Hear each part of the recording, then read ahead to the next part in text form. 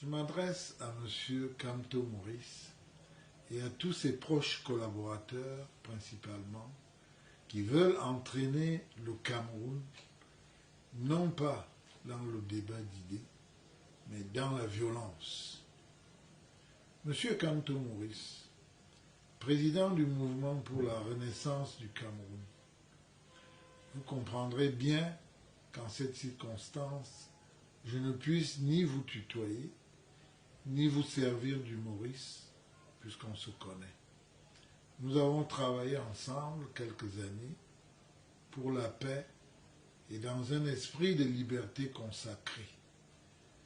C'était au Comité national des droits de l'homme et des libertés, et je me souviens qu'au moment où nous amorcions les plus grandes et les plus belles réformes, vous nous avez lâchés en démissionnant, comme vous avez lâché récemment tous vos militants qui avaient déjà leur dossier prêt pour les législatives et les municipales, et qui seraient certainement, pour certains, maires ou députés aujourd'hui.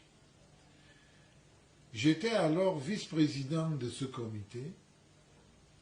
J'espère que vous vous rappelez des deux personnalités que j'avais battues aux élections pour accéder à cette fonction et seconder ainsi le président Fongwe de regretter mémoire, qui lui était alors nommé par décret présidentiel.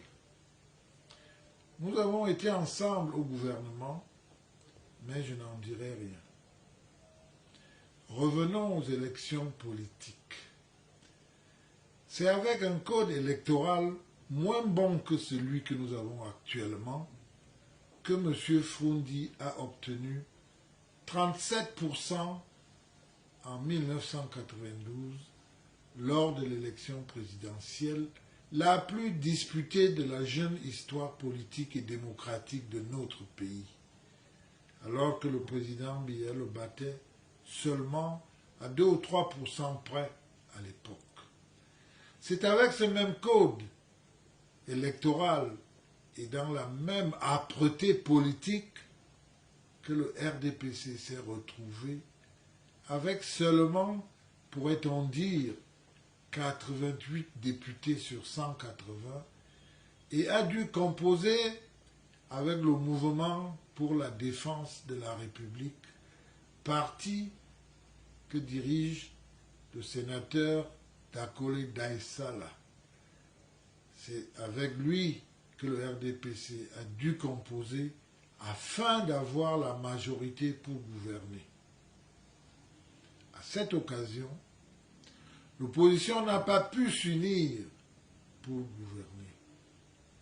Aujourd'hui, le RDPC, c'est une présence massive dans plus de 300 communes. C'est une présence de qualité dans plus de 300 communes sur les 360 que compte le pays. Le gouvernement de la République n'est pas sourd, encore moins le président Biya. On a entendu tout type de critiques sur le code électoral. On a noté diverses suggestions sur le nord-ouest et le sud-ouest. Parfois, même des choses inapplicables. Parfois, certaines relevant de la prestidigitation, car on n'appuie pas sur un bouton magique pour mettre fin à une guerre. De plus, la poursuite de notre vie ne dépend pas de coups d'éclat ou d'incantations plus ou moins magiques d'un supposé chaman politique. La fin de ce conflit dépend de l'aboutissement de tout ce que le président de la République, son Excellence Paul Biya, a entrepris de faire suite aux recommandations du grand dialogue national qui a permis à tous les Camerounais de bonne volonté d'échanger et de se prononcer. le président demande le concours de tous les Camerounais pour y arriver.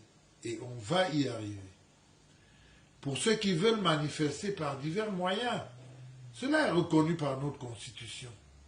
Mais cela doit se faire conformément à la loi et dans le respect strict des règles en vigueur connues de tous. On a vu les marches dites pacifiques dans d'autres pays, à travers le monde. Mais ces marches pacifiques ailleurs se sont parfois achevées dans des débordements violents, et même très souvent.